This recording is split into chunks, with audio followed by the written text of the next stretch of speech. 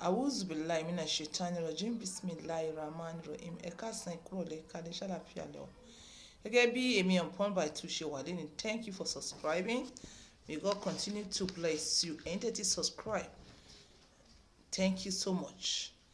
Ẹ̀mí yín ogun, ọwọ́ yín ò ní kan ìsàlẹ̀ àpò. Thank you. Ẹ̀yin tó kù ẹ bá wa subscribe, thank you. Ó dàbí pé àṣà àti ṣe Yorùbá kan ó tún wá fẹ́ dàbí èpè. Yes, ṣé àṣà àti ṣe ni màá pè é? Àṣà àti ṣe náà ni àṣà àti ṣe, that is belief àwọn Yorùbá kan ó tún wá dàbí èpè. For example, ó ní ẹsẹ̀ tó dojú délẹ̀ àti ẹsẹ̀ tí kò dojú délẹ̀, that is àwọn ẹsẹ̀ tó máa ń curve, tó máa ní shape. So ọ̀pọ̀lọpọ̀ Yorùbá ti wá believe pé tí ẹsẹ̀ bá flat tó dojú délẹ̀ nìyẹn, pé irú àwọn ẹsẹ̀ yẹn ó mọ́ pa Isaac ọkọ tó bá ti fẹ́ irú obìnrin yẹn wálé. Yorùbá mi ló nígbàgbọ́ rẹ̀ bẹ́ẹ̀ o. Mo ní Yorùbá mi ló nígbàgbọ́ yẹn bẹ́ẹ̀. Pé tí obìnrin ẹsẹ̀ rẹ̀ bá ti rẹ́ mọ́lẹ̀, pé tó bá ti fẹ́ irú obìnrin bẹ́ẹ̀, pé tí ọkọ bá lówó lọ́wọ́ tẹ́lẹ̀, owó ọkọ yẹn ó mọ̀ lọ píápíá. Ká ní ọkọ yẹn ní mọ́tò méjì, kọ́kọ́ tó mọ̀ ó ní mọ́tò kan. Tá bá ní ó ní bí 1 million tẹ́lẹ̀, kó tó mọ̀ ó ti di 200,000. Tó bá ní bí mọ́tò mẹ́ta, ilé mẹ́ta tẹ́lẹ̀, ká tó mọ̀ ó ti di bí ilé kan. Ó ní wọ́n sọ wípé Isaac ọkọ mọ̀ lọ. So àwọn èèyàn wá pè mí lórí ọ̀rọ̀ yìí pé ṣé lóòótọ́ ni àbí irọ́ ni. Ìkan tẹ́mi lè sọ lórí ọ̀rọ̀ yẹn òun ni pé Ọlọ́run ló dá, because ẹsẹ̀ méjèèjì yìí wà ó wà lóòótọ́. Èèyàn tó ní ẹsẹ̀ tó flat, Ọlọ́run ló dá. Èèyàn tó ní ẹsẹ̀ tó ní shape, Ọlọ́run ló dá. Pé Isaac ó wà tán, ìyẹn ó dàbí clause, ó dàbí question mark. Bẹ́ẹ̀ lóòótọ́ àwọn èèyàn máa ń sọ bẹ́ẹ̀. But kò kí ń ṣe 100%. Kò tiẹ̀ kí ń ṣe òótọ́. Ẹ jẹ́ kí n sọ bẹ́ẹ̀. Kò kí ń ṣe òótọ́ pé obìnrin bá ní flat leg. Bẹ́ẹ̀ ìgbàgbọ́ àwọn Yorùbá mi òun ni pé obìnrin bá ní flat leg, ó máa ń dojú Isaac ọkọ dé ni. Pé bí ẹsẹ̀ yẹn ṣe bó ṣe dàdé mọ́lẹ̀ lẹ̀ yẹn, bẹ́ẹ̀ ni Isaac ọkọ ṣe máa dàdé mọ́lẹ̀ lẹ̀. Bẹ́ẹ̀ ẹ jẹ́ kí n ṣí etí yín pé a ti rí àwọn obìnrin kan tí wọ́n fine, tí ẹsẹ̀ wọn fine, tó ní fine shape, tó jẹ́ pé bí wọ́n ṣe wọlé ọkọ báyìí, gbogbo ẹ̀ tán fọ́kọ ni. Ṣé àrírí ni? Àrírí nílẹ̀ bí báyìí.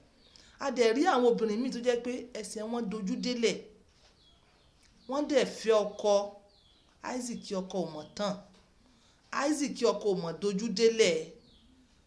The only thing, ìwọ tó bá ń gbọ́ ọ̀rọ̀ yìí, ìwọ husband to be àbí wife to be, because kò kí ń ṣe obìnrin nìkan ló affect o. Àwọn ọkùnrin mí náà wà bí ẹsẹ̀ wọn ṣe rí náà nìyẹn. Bẹ́ẹ̀ náà dẹ̀ ni àwọn Yorùbá kan náà sọ wípé ọkùnrin tẹ́sẹ̀ náà bá rí bẹ́ẹ̀ ó lè affect Isaac obìnrin. But kò kí ń ṣe òótọ́. Nǹkan tó máa gbàgbọ́ ó ní ẹ̀sìn rẹ, closeness yẹ sí ọkọ rẹ, sí Ọlọ́run. Kó mórí ẹ dáadáa, kó mọ kírun, kó mọ gbàwẹ̀, kó mọ ṣe bó ṣe Christian náà nìyẹn, kó mọ ṣàdúà. Closeness yẹ sọ́lọ́run. Bẹ́ẹ̀ pé wọn ò believe ẹ̀, wọ́n believe ẹ̀. Especially tí obìnrin bá wà nílé ọkọ, tí ọkọ rẹ̀ bá ní problem, ẹsẹ̀ rẹ̀ ní wọ́n mọ target. Bẹ́ẹ̀ a ti rí obìnrin tó jẹ́ pé ẹsẹ̀ rẹ̀ dá, ẹsẹ̀ rẹ̀ fine, ọkọ sì rí bákan. Èmi bí ẹnìkan mo ti rí obìnrin tí ó dojú délẹ̀, ọkọ rẹ̀ tó ti fẹ́ ọkọ ẹ̀ millionaire. So ẹ má jẹ́ kí ìyẹn da relationship yín rú, ìwọ àti obìnrin tó fẹ́. The only thing tó wà consider òun ni genotype. AS, SS. That is tá bá sọ wípé on a physical level. Bẹ́ẹ̀ gbogbo ẹ̀ level ẹ lọ spiritual, ẹ fi gbogbo ẹ̀ sọ́wọ́ Ọlọ́run, ẹ gbàdúrà sí i. Ọkọ àti ìyàwó ẹ fẹ́ ṣe kínní, ẹ gbàdúrà sí i. Ṣóyé yín, ẹ gbàdúrà sí i. So ọ̀rọ̀ mi ò jù báyẹn lọ. Ọ̀rọ̀ mi ò jù báyẹn lọ. Ẹsẹ̀ obìnrin kan kọ́ ló máa determine owó tó bá fẹ́ ní owó o. Torí bá a ṣe ń ṣe program yìí, àìmọye àwọn obìnrin tó ẹsẹ̀ wọn flat, àìmọye àwọn obìnrin tí ẹsẹ̀ wọn curve. Ṣé àwọn tó curve, ṣé kí wọ́n lọ àwọn obìnrin tí ẹsẹ̀ wọn flat, ṣé kí wọ́n lọ já sí odò ni? Àbí àwọn obìnrin tí ẹsẹ̀ wọn curve, kí wọ́n gbélù kí wọ́n mọ jó ni? Meanwhile, ẹsẹ̀ mi curve, ọkọ rẹ̀ ò ní lárí o. Ẹsẹ̀ ẹlòmíì ṣe bàǹbà mọ́lẹ̀lẹ̀, ọkọ rẹ̀ mílíọ̀nìà ni o. Ìyẹn kọ́ ni kókó. Ìyẹn kọ́ ni kókó. Òun ni pé bẹ́lẹ́dẹ̀ sọ̀rọ̀, gbàdúrà, dẹ̀ mọ́ kọ̀rọ̀ sí ìyá àti bàbá lẹ́nu. Mọ́ kọ̀rọ̀ sí ìyá àti bàbá lẹ́nu. Tí wọ́n bá ń sọ̀rọ̀ fún ẹ, ìwọ jókòó, ronú ẹ dáadáa. Ẹ jókòó, ẹ ṣe ní tùbínùbí. Tí wọ́n bá pé ọmọ yìí ò dáa fún ẹ, sọ pé kí wọ́n ṣí wò, kó wò ó, ẹ ṣí àwò. Ọmọ sọ pé ṣí àwò. Ṣí àwò, mọ́mì mi tẹ́ fi sọ pé ẹ like ọmọ yìí, kí ni reason? Àwọn náà wà fi ọgbọ́n àgbà, wọ́n fi sọ fún ìdí kan tí wọ́n rí. Bàbá náà wọ́n sọ fún ẹ̀ kan tí wọ́n rí. Tí òye bá wà ńbẹ̀, tẹ̀lé wọn. Òye bá wà níbi títí ẹ náà, wọ́n náà jẹ́ kí wọ́n understand pé mọ́mì mi kò sọ́nà obìnrin tó fẹ́ lélẹ̀.